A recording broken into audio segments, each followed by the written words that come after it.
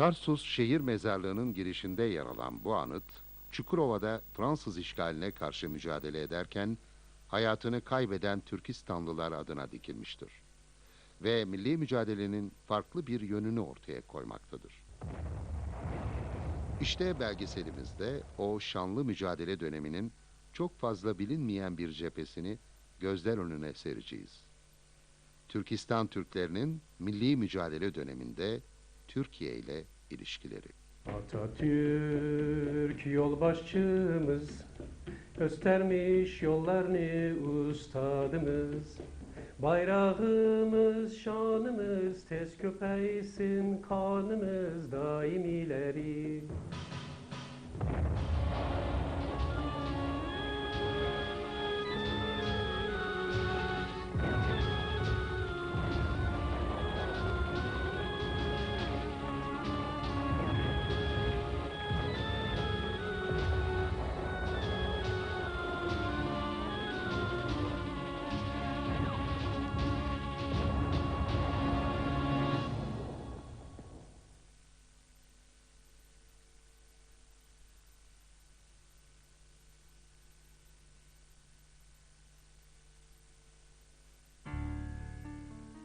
Ve Türkistanlı Hacı Ahmet, kısık gözleri, seyrek sakalı, hafif makineli tüfeğiyle dağlarda bir başına dolaştı. Ve sabahleyin ve öğle sıcağında ve akşamüstü ve ay ışığında ve yıldız alacasında geceleyin ne zaman sıkışsa bizimkiler peyda oluverdi, yerden biter gibi o ve ateş etti ve düşmanı dağıttı ve kayboldu dağlarda yine.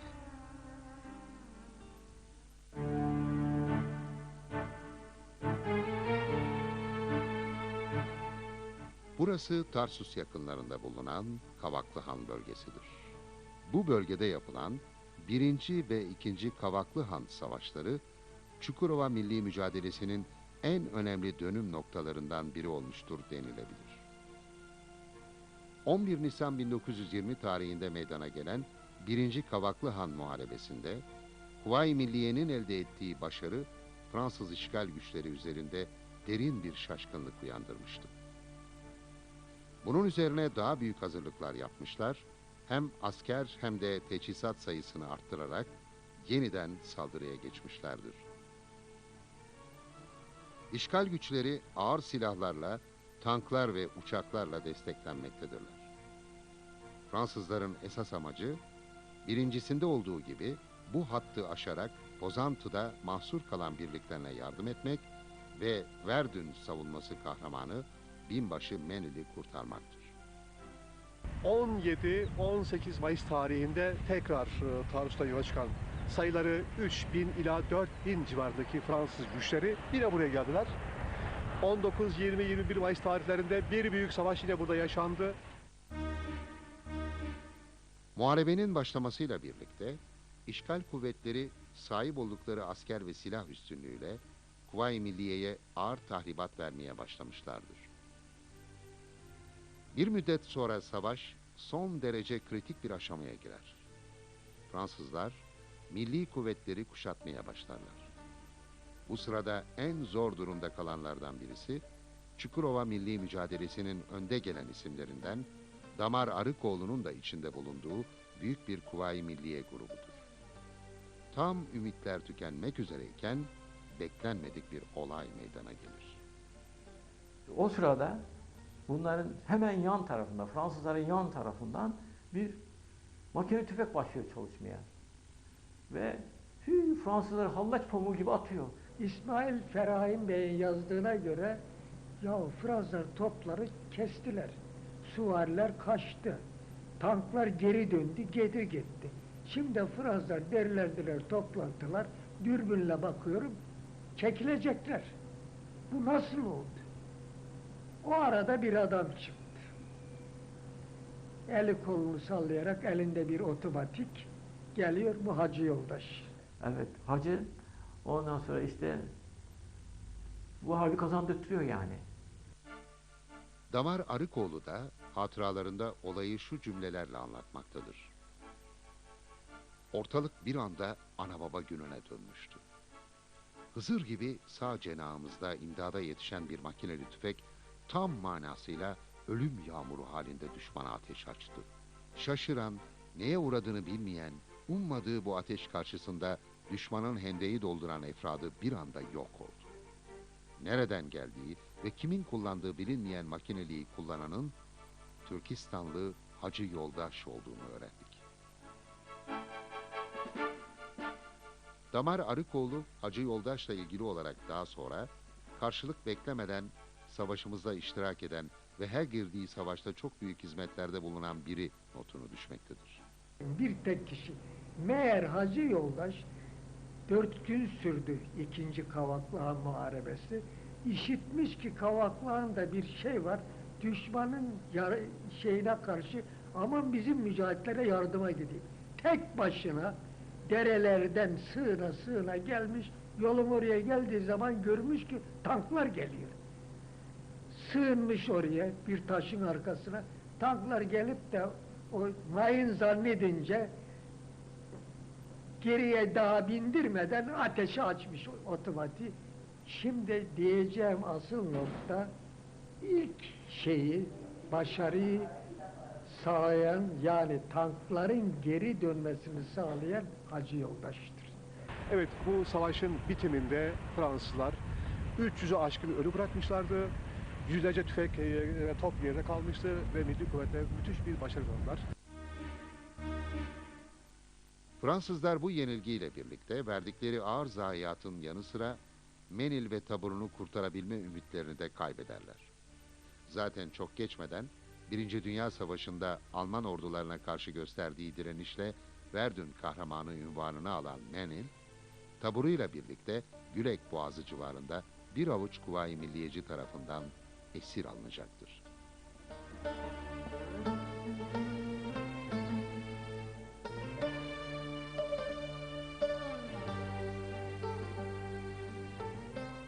İkinci Kavaklıhan Savaşı'nın kazanılmasında hayati rol oynayanlardan biri de Hacı Yoldaş. Daha önce Osmanlı ordusunda savaşlara katılmış bir Türkistan Türküdür. Hacı amacıyla ülkesinden ayrıldığı bir sırada başlayan Balkan Savaşı'nda, ardından da 1. Dünya Savaşı'na gönüllü olarak katıldığı orduda görev yapmıştır. 1918 yılında savaşın sona ermesiyle birlikte Hicaz'a giderek, savaşlar dolayısıyla gerçekleştiremediği hac görevini ifa etmiş ve ülkesine dönmek için yeniden Anadolu topraklarına gelmiştir. Tarsus'a geldiği zaman bakıyor ki burası düşman işgaline uğramış.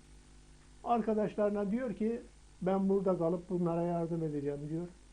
Hediyelerimi veriyorum anneme babama verin diyor. Haklarını helal etsinler diyor. Ben kalıyorum diyor. Kasım Ener Bey'in verdiği bilgilere göre 72 tane Türkistanlı genç Zeki Baltalı'ya müracaat ediyor. Pozantı ve Kavaklıhan'daki kumandana. Biz buraya çarpışmaya geldik. Sizin düşman, bizim düşman. Candaşız, dindaşız, ırktaşız. Gayrılığımız yok. Hiçbir menfaat gütmeden bunlar Zeki Baltalı'nın emrine giriyorlar. Pozantı'ya götürüyor Zeki Baltalı. Önce bunları odun yarmaya ve mutfak işlerine yaptırmaya çalışıyorlar. Ondan sonra Allah rahmet eylesin Hacı Yoldaş Zeki Baltalı'ya müracaat ediyor. Biz buraya odun yarmaya, mutfak işlerine çalışmaya gelmedik.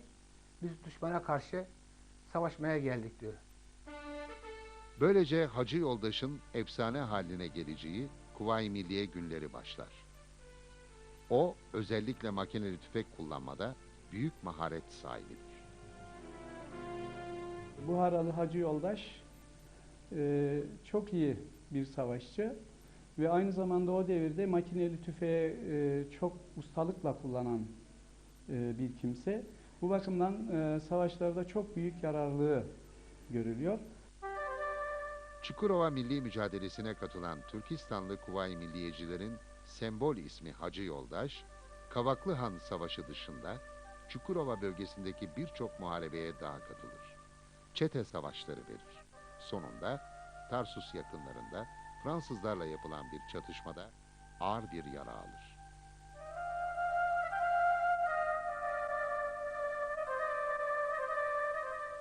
Burası Supi Paşa çiftliği. Çatışmada yaralanan Hacı Yoldaş, o günlerde bir sığınma ve tedavi merkezi olarak kullanılan bu çiftliğe getirilir. Sağ elinden bileğinden yaralanıyor. Atar damara değmiş kurşun. Kan kaybından rahmetlik oluyor. Milli mücadele döneminde Kuvayi Milliye saflarında savaşan Türkistanlılarla ilgili bir başka ilgi çekici öykü de Antep savunması günlerine aittir. Kendisinden çok güçlü ve donanımlı işgal güçlerince aylarca abluka altına alınan Antep'in dillere destan direnişinde büyük yararlılıklar gösteren Türkistanlı Said'in unutulmuş öyküsü.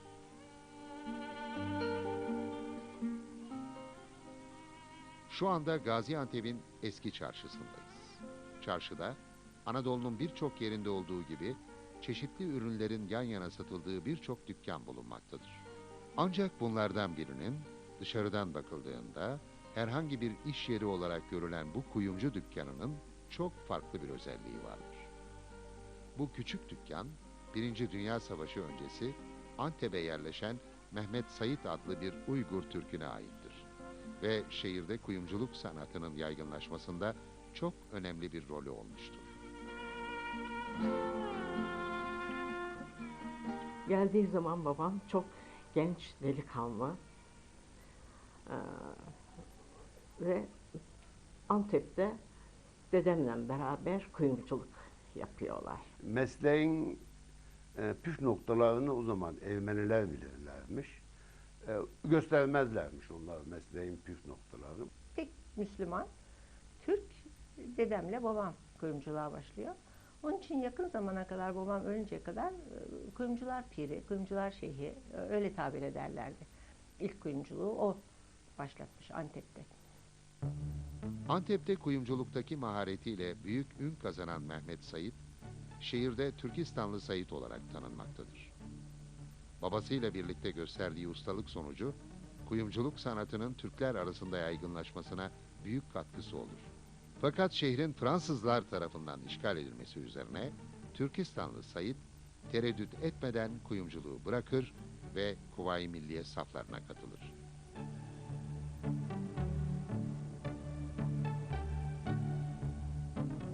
Milli mücadelenin gazi şehri Antep, 11 ay boyunca kuşatma altında tutulacaktır. Bu dönem içerisinde şehirde yaşayan Türkler ciddi bir açlık tehdidiyle karşı karşıya kalırlar. Fakat onları asıl düşündüren silah ve cephane kıtlığıdır. İşte bu noktada Türkistanlı Said önemli bir fonksiyon üstlenir. Ve o zaman ellerinde ne top, ne tüfek, ne şu hiçbir şey fazlaca olmadığı için, hatta yiyecekleri yok fazla. Ama şey aşkıyla, kurtarmak aşkıyla, dişlerini, tırnaklarını kazıyarak, toprakları kazıyarak, babam o devirde bomba döküyor. Biz de mağaralarda da top yapardık dedi. Tüfekçi Yusuf'tan ikimiz de top yapardık, bermi yapardık. Babam asker kökenli değil ama tabii kuyumculuk yaptığı için potada bir sürü maden eritiyor, altın eritiyor bilmem, biliyor bu işleri.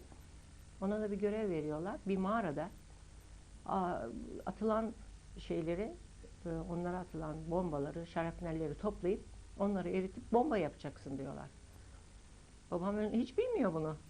Kendi kafasıyla, yanındaki işte birkaç yardımcısıyla uğraşa 15 gün uğraşıyor ve buluyor. Bunu yapmaya başlıyor. Ve yaptığı o el bombası da ilk defa patladığında çok büyük bir şey yaratmış yani. Antep'te, çünkü Antep Harbi'nde silahlar yok. Düşmanın elinde çok modern silahları var. Anteplilerin elinde tüfekler ve kılıçlar, farklı şeylerle savaş yaptıkları için el bombası çok büyük bir cazip gelmiş yani. Antep Harbi'nde tüfekçi Yusuf'la bunlar mermi yaparlarmış. O zaman mermi arada kıt bulunmuyordu ki mağaralardan taşların üzerinde biriken güveççilerden barut imalatı yaparak mermi yaptıklarını söylerdi. Peki bu merminin barudunu nereden alırız? Merminin kabını nereden şey ederiz? Evde ne kadar bakır kap varsa kadına bize getir dedi. Biz de duvarlardan o yosunları, su halkları, mağaralarda yosunları bunlardan barut yapardık dedi. Ondan sonra işte bombacı Said Efendi olarak kalıyor. Bir keresinde de zaten bu harp sırasında elinden yaralamış, sol elindeki iki parmağı hareket etmiyordu. Şeyini kaybetmişti, sinirler herhalde o zaman bozulmuş, elinden yaralanmıştı. Antep'in Büyük Şahinbey beldesi yakınlarında çalışan bu işçi, bölgede Livas olarak anılan bir geçitten geçerek tekrar gün ışığına çıkmaktadır.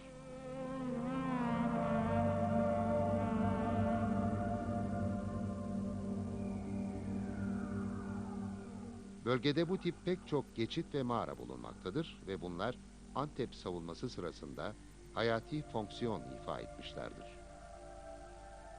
İşte Türkistanlı Said, arkadaşı tüfekçi Yusuf'la birlikte bu tür mağaralarda kıt imkanlara rağmen bütün güçleriyle barut imal etmek, tüfek onarmak işleriyle meşgul olurlar.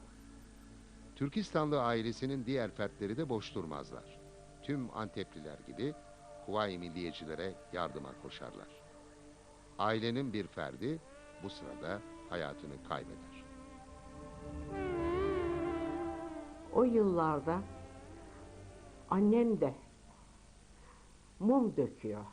Annemi de çalıştırıyor. Dayım bombaları cepheye ulaştırıyor. Ve dayımı kaybediyoruz orada. Emin isminde bir dayım varmış. Onu kaybediyoruz. Babaanneme haber geliyor, diyor ki kardeşin bir şarapnelle öldü. Babaannemin söylediği her zaman bunu tekrar ederdi. Bu vatan için kardeşim de, çocuklarım da, kocam da feda olsun. Mutlaka bu vatan daha sonra kurtulacak ve çocuklarımız güzel yaşayacak diye bu cümleleri çok kullanıldı ve çok dinledim bunları. Bombacı olarak ünlenen Mehmet Said, bugün Çin sınırları içinde bulunan Doğu Türkistan'da dünyaya gelmiştir. 1911 yılında Doğu Türkistan Çin egemenliğine düşünce babasıyla birlikte Hicaz üzerinden Antep'e gelmiş ve buraya yerleşmiştir. Babam Türkistan'dan gelmiş çok küçük yaşta. Antep'e yerleşmiş. 1897'de Türkistan'da doğmuş. Babası Hacı Niyaz, dedesi Hotan Bey'i, anne babası Hotan Bey'i, baba babası Yarkent Müderrisi Hacı Kasım Bey. Kendisinden öğrendiğime göre çocukluğum beraber çok kaldım. Madalyası da var. Gaziantep şeyinde madalyası da vardı. İşte Yemen'e gelmiş, Medine'ye gelmiş. Medine'den buraya göç etmiş. Karada Türkistan'ın havasından burası okşadığı için burada kalmışlardı. Dedem tabii Arabistan yoluyla o kadar çok zor bir yolculuktan sonra Türk topraklarına geldikleri zaman ilk söylediği şey vatanımıza kavuştuk diye, ikinci vatanımız diye kucaklayıp toprağı öptüğünü söylerdi her zaman. Ve Türkiye'yi çok sevdiklerini, yani Türk kanından geldikleri için Türkiye ile hiçbir problemlerinin olmadığını, Türk topraklarını öperek bu vatana girdiklerini her zaman anlatırdı. Said Türkistanlı, milli mücadele kazanıldıktan sonra uzun bir ömür sürer. Varlıklı bir insan olur. Fakat yakınlarının anlattığına göre onun hayatının en mutlu yılları Kuvayi Milliye zamanlarıdır. Çok mutlu ve memnunlardı. Vatanı korumuş olmanın, Atatürk'le beraber, İnönü'yle beraber çalışmış olmanın, onun karşılığında ona verilen madalyayla çok büyük bir övünç duyardı, gurur duyardı. Madalyasını hiç döşünden çıkarmazdı. Dedem 90 küsur yaşında öldü. O yaşına kadar çok böyle tiril tiril giyinir ve sürekli madalyasını göğsünde taşırdı. Hacı Yoldaş ile Said Türkistanlı, Kuvayi Milliye'ye katılan Türkistanlıların yalnız ikisidir ve iki sembol isimdir. O günlerde daha pek çok Türkistanlı milli mücadeleye katılmış, Anadolu Türkleriyle omuz omuza işgalcilere karşı savaş vermiştir. Pek çok insanlar da gelmiş zaten bu harbe iştirak etmiş. Bunlar iki gruba ayırmak lazım. Birinci grup zaten daha önceden Anadolu'ya gelip yerleşmiş, yani 19. yüzyıl ve 20. yüzyıl başında Anadolu'ya yerleşmiş olan Türkistanlı ailelerin çocukları. Bir kısmı ise bu savaşı duyarak oralardan sadece bu savaşa katılmak için gelenler var. Ki bunlar da oldukça kalabalık bir grubu teşkil ediyor. İşte Kurtuluş Savaşı 19'dan sonra başladıktan sonra 19 sonunda 20-21'de epey gruplar halinde gençler geliyor.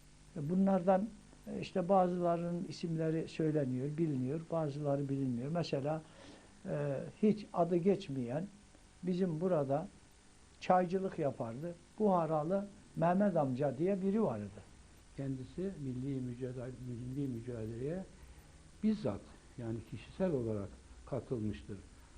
O zaman Fransız işgali zamanında Osmaniye'de Divlimoğlu, tekrar edeyim, Divlimoğlu çetesi diye bir çete savaşmaktadır. Babam o çeteye çete imamı olarak intisap etmiş ve dağlarda, taşlarda savaşarak zamanını geçirmiştir. Hacı Taşpolat Özgencil, Abdülcelil Özgül, Abdurrahim Özgül, Seyit Ahmet Han, Abdullah Kıygır, Hacı Mehmet Silifke, Hacı Minbay Toruntay, Zahit Kadas, Hacı Mehmet Berdilek, Borazancı Hacı Hasan, Abdullah Bu savaşlar sırasında Türkistanlılar birçok da şehit vermişlerdir. O sırada bu Kemal Güylek dediğimiz süvari teğmeni olarak, ki bu bizim hanımın öz amcasıdır. Ben bizzat bunu kendisinden dinledim. Ölüm diyor onlar için hiçbir şey değil. Bu kadar canhıraş çalışacak, çarpışacak kişiler. 1. Kavaklıhan Savaşı'nda 32 Türkistanlı'dan 16 Türkistanlı şehit oluyor. 12 arkadaşlarıyla kalmışlar. Öyle 12 tane kalmışlar. Babam diyor, elimiz bağlı, sıraya dizildik, sıraya dizdiler. Benim arkadaşım soldan birinci, ben sağdan birinciyim. Soldan birinci olan arkadaşım biraz panikledi. Bizi öldürecekler, bizi kesecekler diyordu. Fakat babamın dediğine göre, anlattığına göre bizi öldürecekler diyen arkadaşlarını kurtarmak mümkün olmaz. Onlar onu kesmişlerdir. Adana'da Şeyh Cemil Çiftliği olarak bilinen yerde bulunan bu konak, o dönemde şehrin en güzel binalarından biriymiş. Bugünse harap bir vaziyette.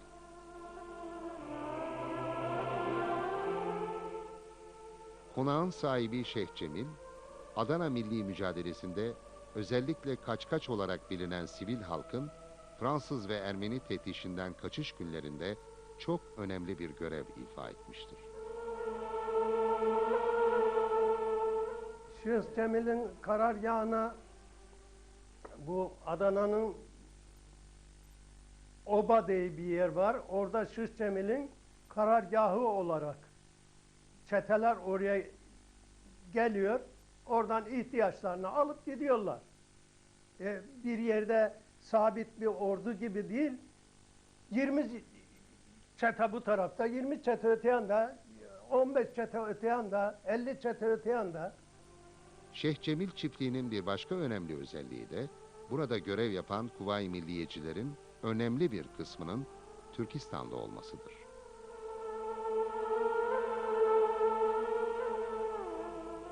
Özellikle Güney cephesinde, Kurtuluş Savaşı'nın Güney cephesinde bir Kuvayi Milliye Komutanı olarak görev yapan Arap Şeyh Cemil Nardalı'nın hizmetine Türkistanlılar vermişti. Arap Şeyh Cemil Nardalı'nın Akkapı, Mıdırlı, Hadık dolaylarında yapmış olduğu mücadelede Türkistanlılar çok büyük emek sarf etmiştir. Ve Akkapı'da kurulmuş olan Şeyh Cemil karargahının korumalığını 50 tane Türkistanlı mücahit yapıyordu. Türk İslam askerleri burada dedemle beraber